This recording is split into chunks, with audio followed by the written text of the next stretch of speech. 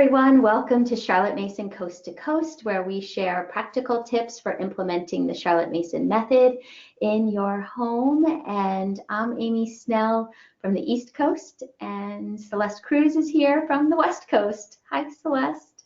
Hi, Amy. And hi to everyone else.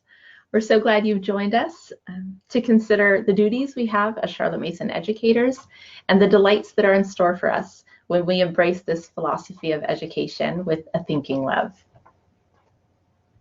Yes, well, Celeste, today we wanted to talk about, this weekly prep time, and you shared your story at the CMEC retreat this summer in Philadelphia, and it was so inspiring how you kind of over the years have gained a deeper understanding of Mason's philosophy and how that's affected even the way that you prepare for a school week.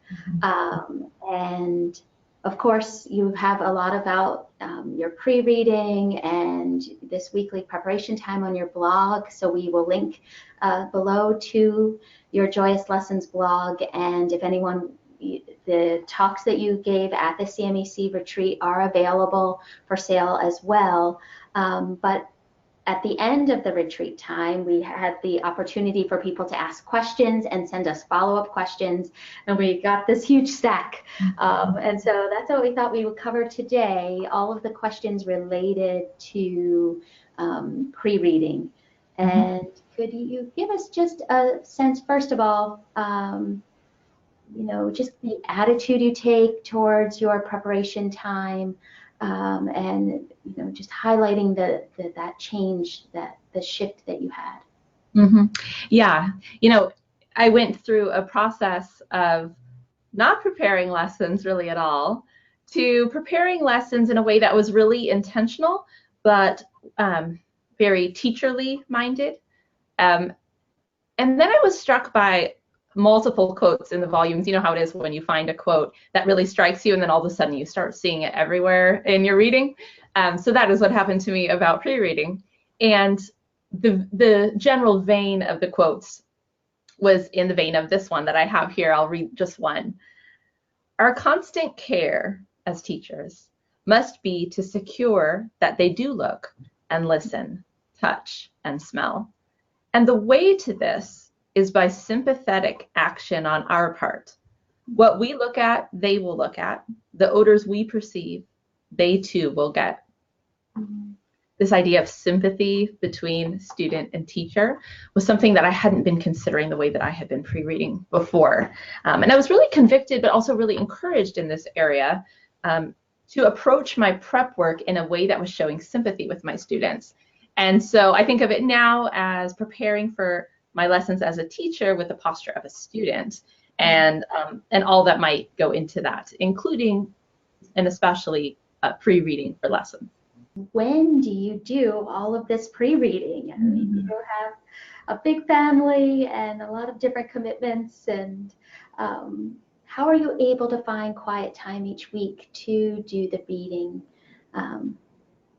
Yeah, when I have done my pre-reading for the week has varied based on the season I'm in. So for example, last year when I had a newborn who was not reliably going to bed at a certain time, I was doing it on Saturday afternoons. So whenever he would go down for his short nap, I would go over and spend some time pre-reading.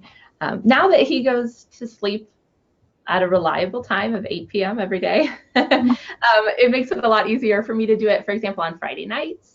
If we're having a busy weekend, I'll do it on Thursday night. So I really try to fit it in just whenever I have time.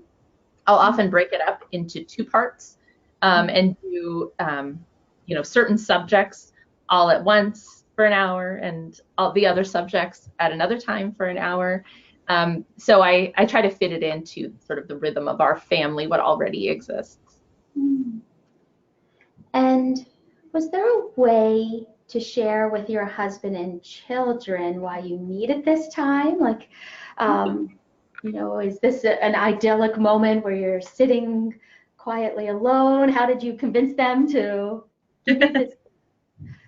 Well, I wish it were a little bit more quiet and idyllic. I will say that, I don't normally like getting questions while we're out with our whole family. I don't know about you, but with a big family, every time we go anywhere and take the kids, it's just people coming up and, commenting on our family size.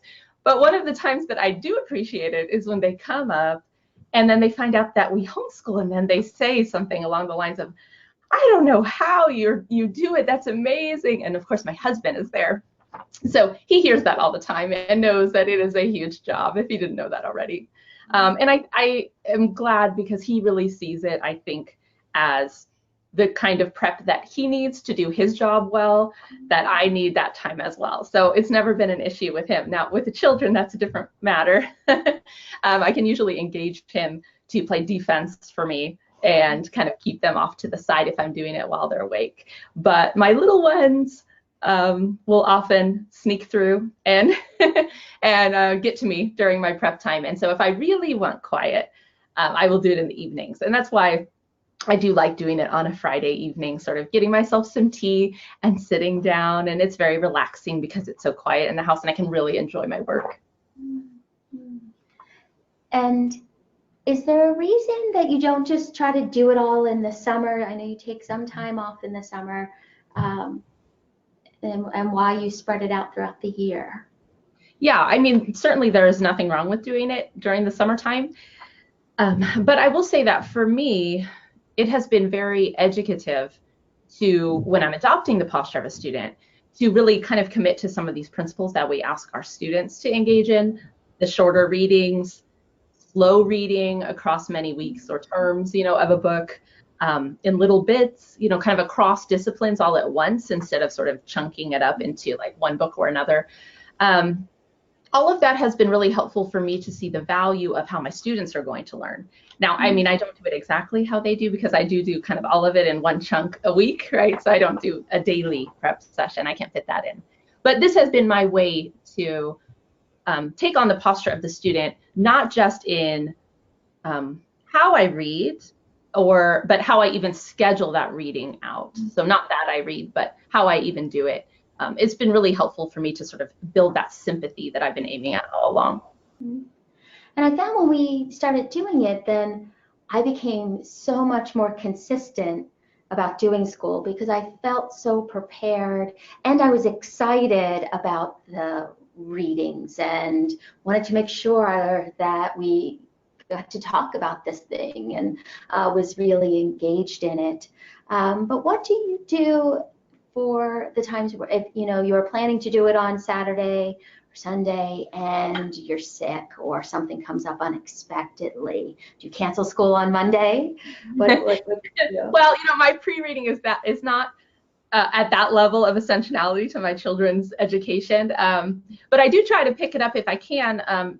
Then I'll do kind of day by day for that week, or I'll pick it up the next week. And the kids I'll always tell them, I didn't pre-read this part, so I really want to hear your narration, because we're right at the same point of the reading. So they kind of think it's funny if that ever happens. But the thing is that I really think that when you adopt this posture of just looking at your prep time in a different way, you enjoy it so much that you're loath to miss it. And that's how I feel about it, is that it's as if, you missed some fun outing. You would pick it back up at another time if you could.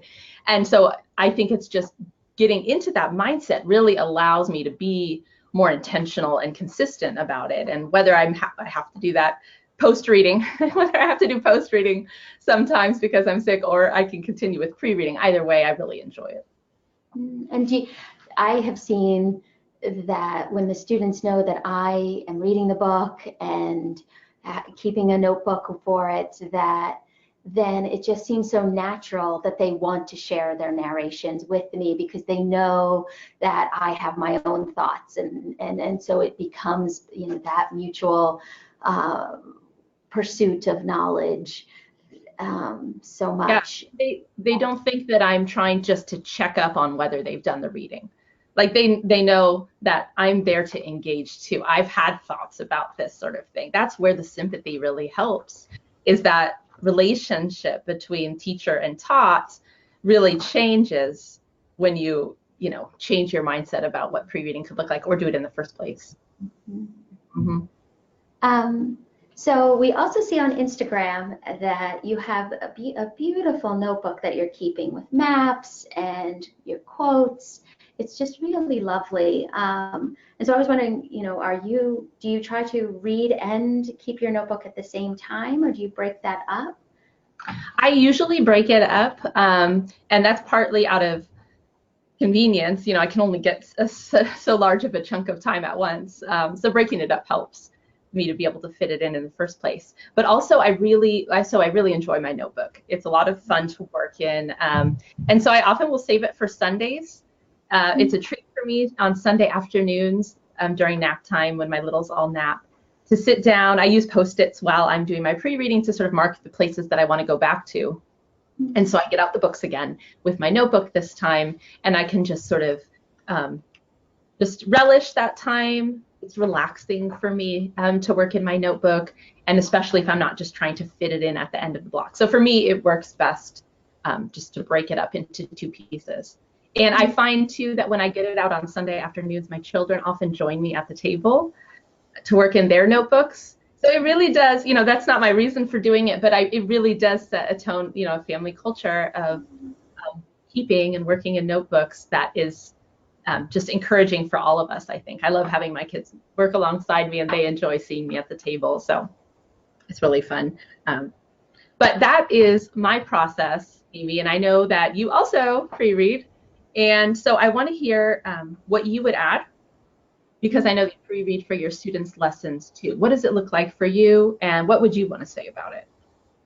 Yes, well, and I feel like, it's quite a bit of reading now that my oldest Grace is doing Form 4, which is kind of like a ninth grade, and Mather is in middle school. So there have several streams of histories and science. So it's a lot of reading, and it was helpful for me to really spend some time thinking about, which books make sense to read at what time. Like some books are really good for when I'm a little more fresh on a Saturday morning or a Sunday afternoon. And if I would try to read them at 10 o'clock at night, wonderful and living as they are, they would go me to sleep. And I don't know that I necessarily would have known that if I wasn't trying to do this kind of keeping a notebook and having a sense of trying to narrate what I was reading.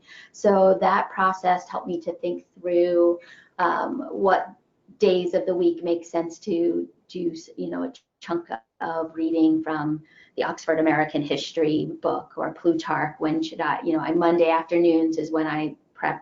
No, like that's just set in stone, and that's when I do Plutarch and Shakespeare and geography, those book things.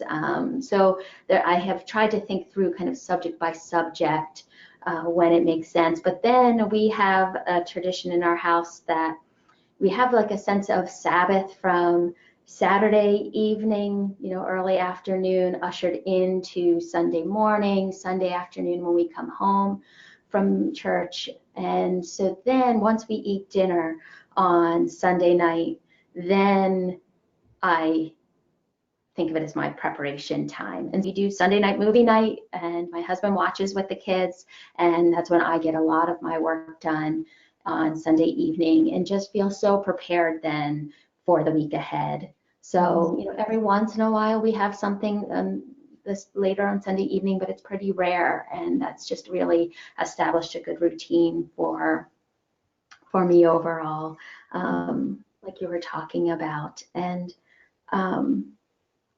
so in general, do you want to, I think it'd be great if you took us back to, again, this idea of a thinking love, and this is all part of a sense of care and relation that we have for our children.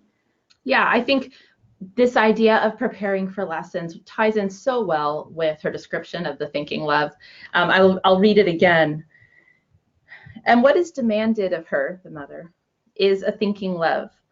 We are waking up to our duties, and in proportion as mothers become more highly educated and efficient, they will take up the education of their children as their profession with diligence, regularity, and punctuality. So important, and bringing that diligence, regularity, and punctuality to the way that we see our school days has helped me so much to feel like a prepared mother, and just to take more joy in our lesson times together. We would love to know if you pre-read. Share it in the comments below, what benefits you've seen when you fit it in.